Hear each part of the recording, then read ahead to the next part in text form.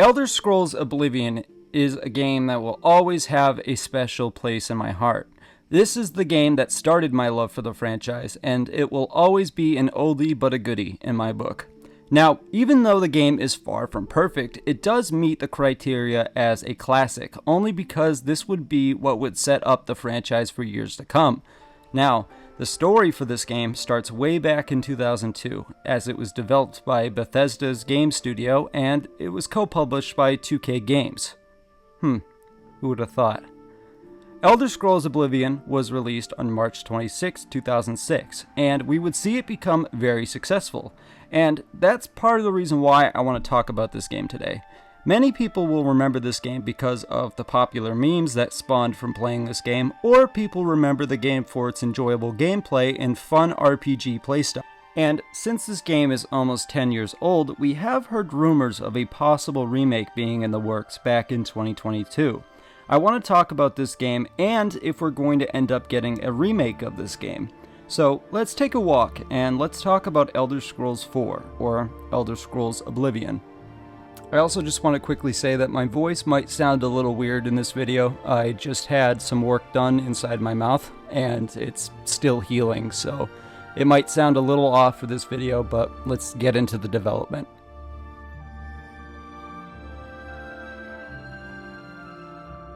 So, the development for this game would start after the release of Elder Scrolls Morrowind. This released in 2002, and the reason why I'm not talking about Morrowind is because I still haven't played it, and I don't want to cover something that I haven't played, because I would rather cover something that I have played and have enjoyed, rather than bullshit my way through a video. But when Elder Scrolls 3 was released, the development team for Oblivion would start working on the game, and this team would be led by Ken Rolston. And this is the lead designer from Morrowind, and he would oversee the work on the game. During the development for this game, Bethesda wanted to concentrate on making the story more believable and more realistic, with more realistic characters and better map design.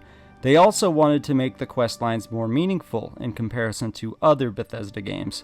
This would actually be done because of Bethesda's artificial intelligence program, and it would actually improve their Radiant AI software. The improvement on the physics for this game is actually thanks to Havok Physics Engine.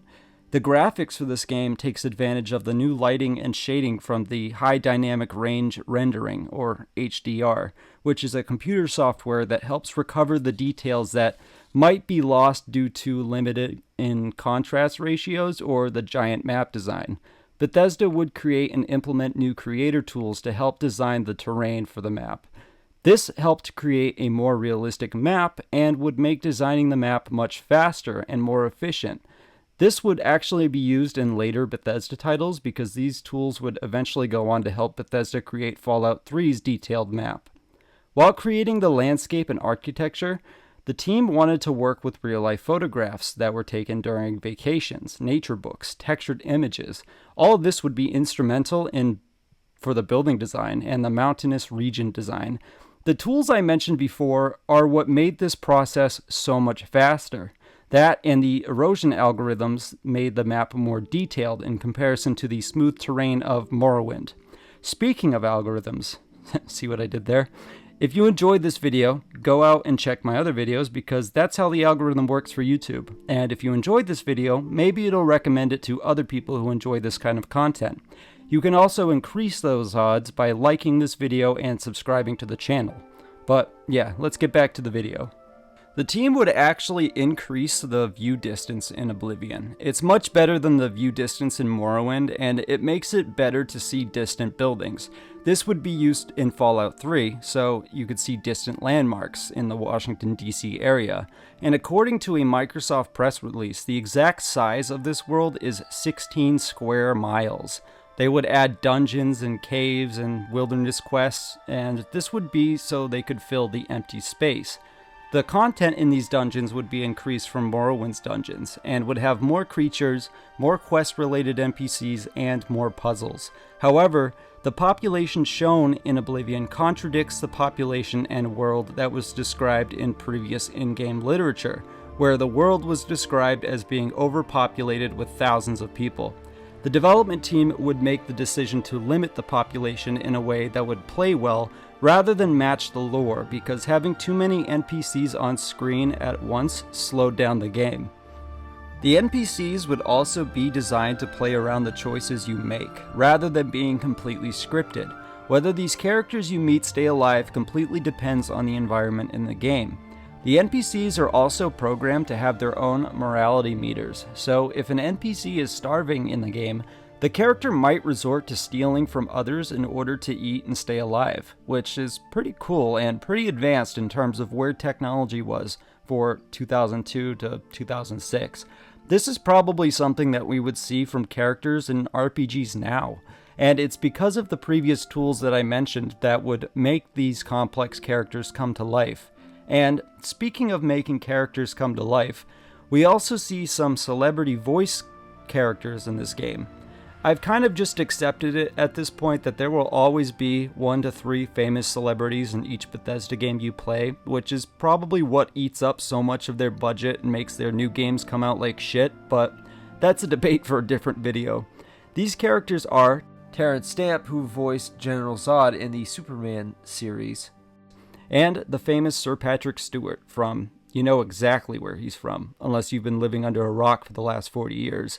He played Charles Xavier in the X-Men movies, and some newer cameos in the MCU. But those are all of the cool development details that I could find about this game.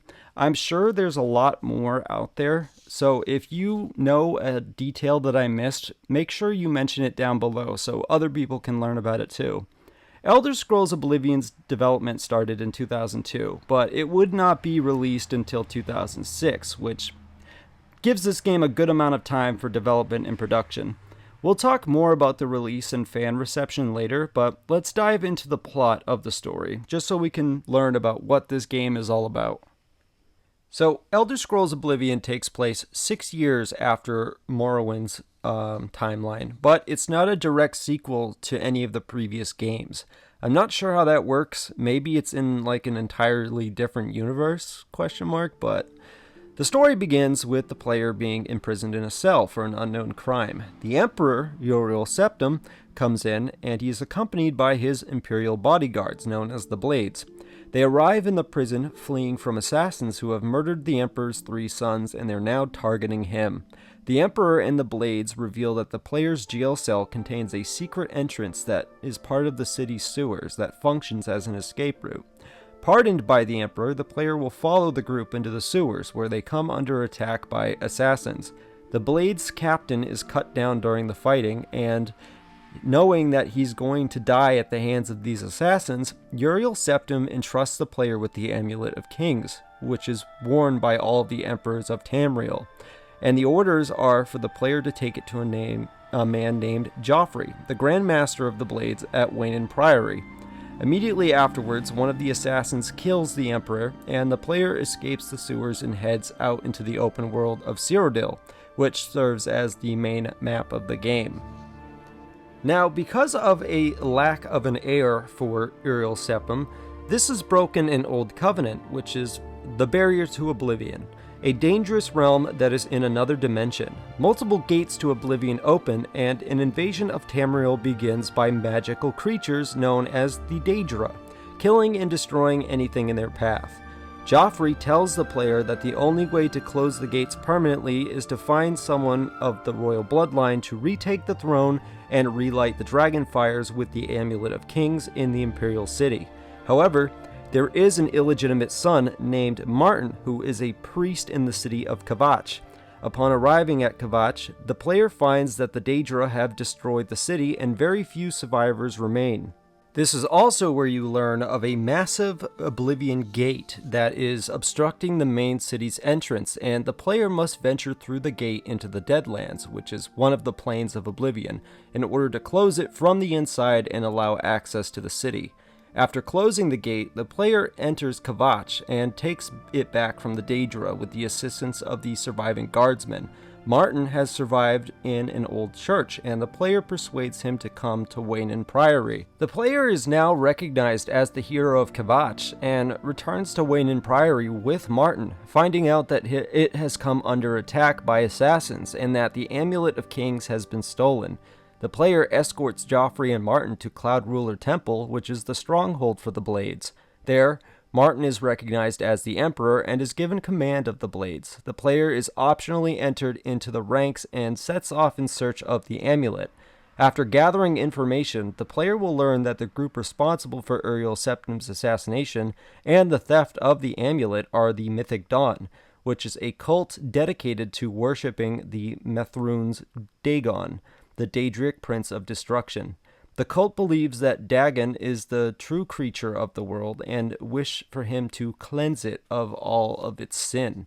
The first step in doing this was killing the Emperor and removing the barriers to Oblivion.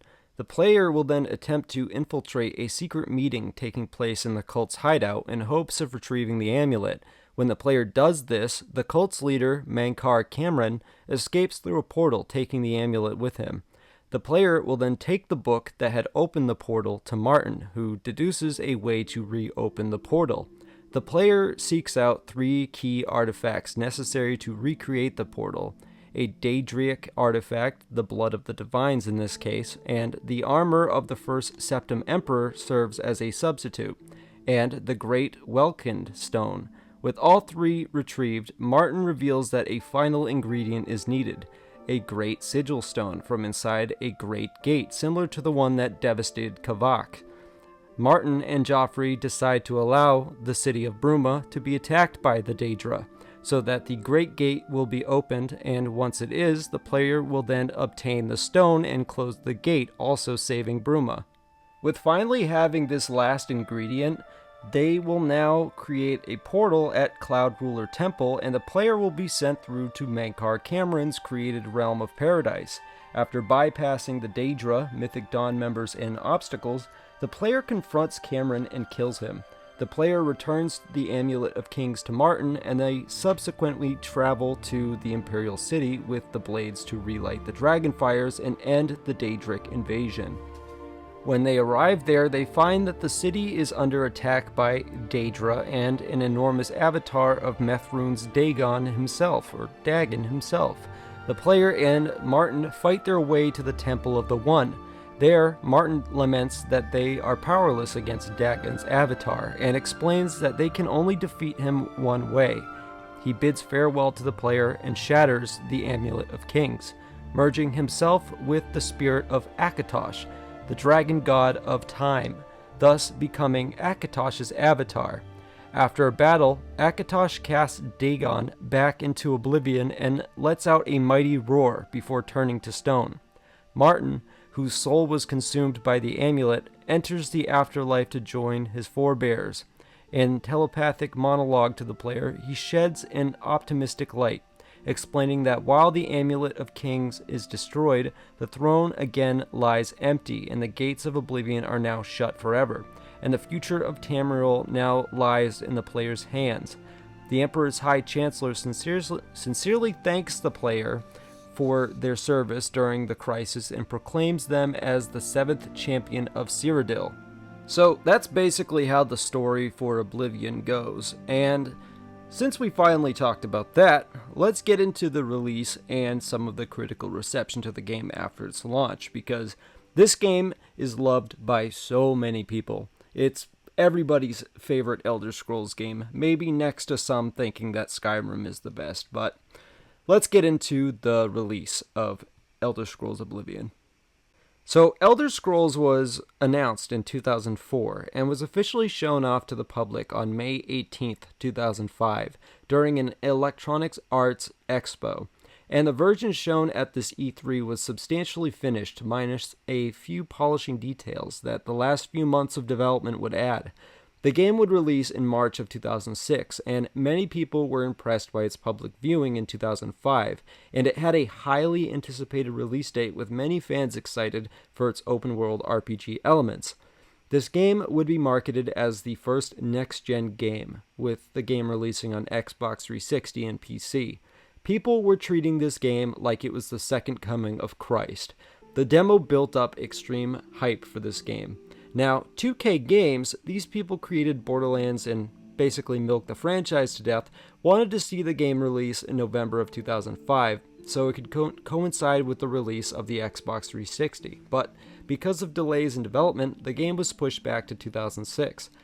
The game would eventually be ported to the PS3, and this would be done by a separate studio, 4J Studio, who was responsible for the Minecraft port to Xbox.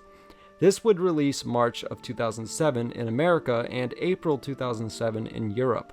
This port would feature some graphical and gameplay improvements since the release on PC and Xbox. A PlayStation Portable version was in the works, but eventually was cancelled. A Game of the Year edition would be announced in 2007 for Xbox and PC, and would be released in September of that year, with the PS3 version following it in December of 2007. This was so popular that they bundled it together with Fallout and BioShock as a marketing deal, and I'm sure it was also to sell as many copies of Fallout 3 as possible. This would be released for all consoles by summer of 2009.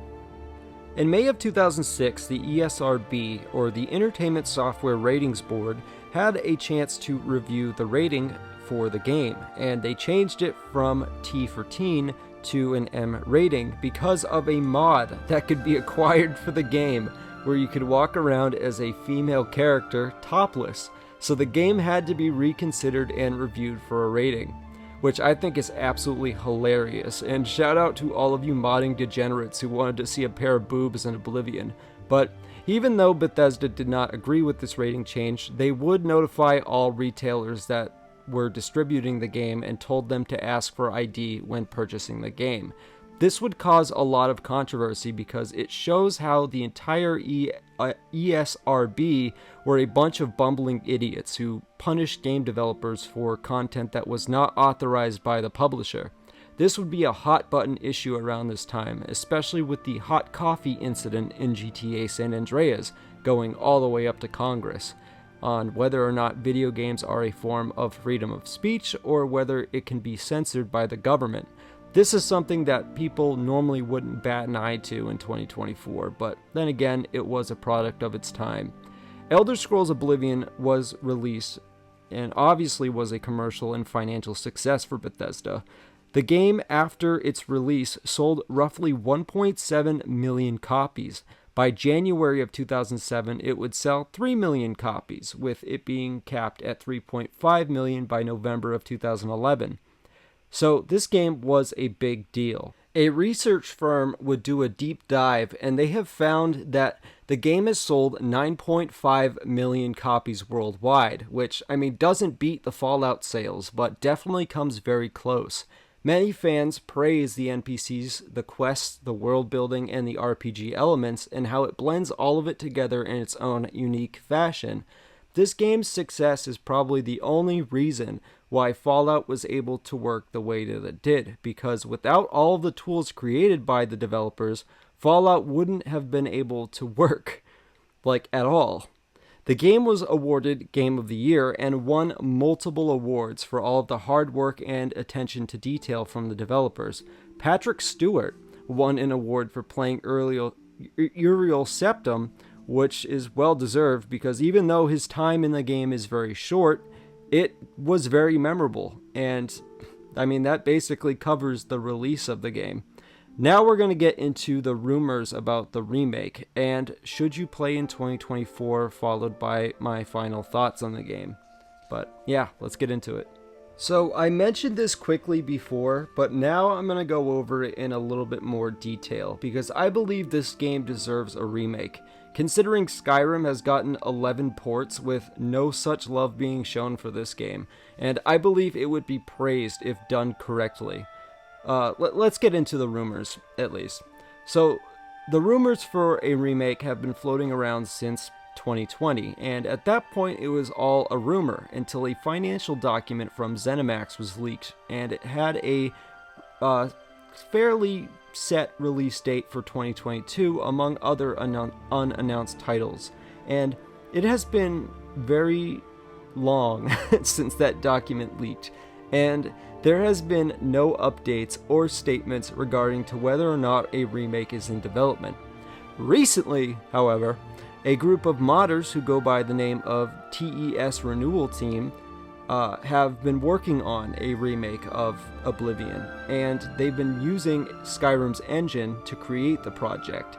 The project has been dubbed Skyblivion by fans and the creators. Recently, the team made a statement saying that they were going to work and release this mod whether or not Bethesda is planning on releasing their own remake, and based on the radio silence from Bethesda, the project is most likely dead in the water, as the entire studio is either working on Starfield, Fallout 76, or Elder Scrolls 6. I don't know, because Todd Howard keeps saying that they're still working on all of these games for some reason. So I doubt we'll see any official remake come from them. This mod team has planned the game for a free release in 2025, which is a little disappointing to console players who would be interested in playing this, but maybe hoping for Elder Scrolls 6 or Avowed will be better than Bethesda going back and possibly screwing up a fan favorite game, and getting more backlash than they did for Starfield, or for the long delay for Elder Scrolls 6, so maybe having it created by devoted fans of the series will be better in the long run. Now, as for the question on whether or not this game is worth playing in 2024, this game is over 10 years old at this point, and there's a few games in the Elder Scrolls franchise that are still accessible to modern consoles now, so I would definitely say playing this, even if it's one time, is totally worth it. With Skyrim being so easily accessible, it kind of makes you prefer to play the game with better graphics and gameplay. Now, people go back and play Oblivion for the same reason why people go back and play Fallout 3, is because this shows Bethesda back when they were passionate about their projects and not trying to milk the player base out of every single dime as much as possible. This is mostly the reason why we'll see more ports of Skyrim and newer games before we'll see any releases of Bethesda's classics like Fallout 3 or Fallout New Vegas and Morrowind and Oblivion, because why spend money remaking a game when you can make money selling the same game 10 times on different platforms? Unfortunately, it's just classic Bethesda for you. And if you were expecting anything different, then I'm sorry. You have a bad case of hopeful gamer syndrome. And you'll know what that is when you wait 10 years hoping for a decent game only to be let down by another passionless project.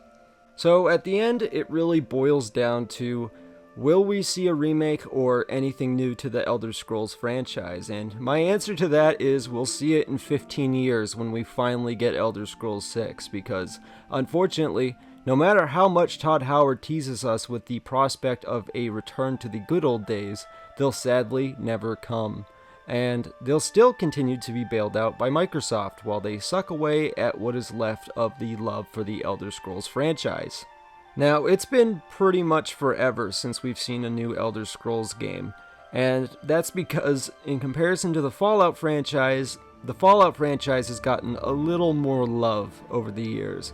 They've gotten multiple entries, a TV show, and we've gotten nothing for Elder Scrolls, but you know, I could be wrong. Maybe Bethesda will do a great job with Elder Scrolls because it's an original franchise for them. But based on what I've seen and heard from Bethesda over the years, it's hard for me to get my hopes up. Besides all of that though, I highly recommend playing Oblivion if you can, or play Skyrim because that's next on my list of videos to tackle, and might as well get your homework finished early, you know what I mean? But that's going to do it for me. If you enjoyed this video, go watch my previous 2 videos where I covered Dead Space and Dead Rising off the record. Don't forget to comment your thoughts and experiences with Oblivion, and also don't forget to subscribe. Thank you all again for watching, and have a good night.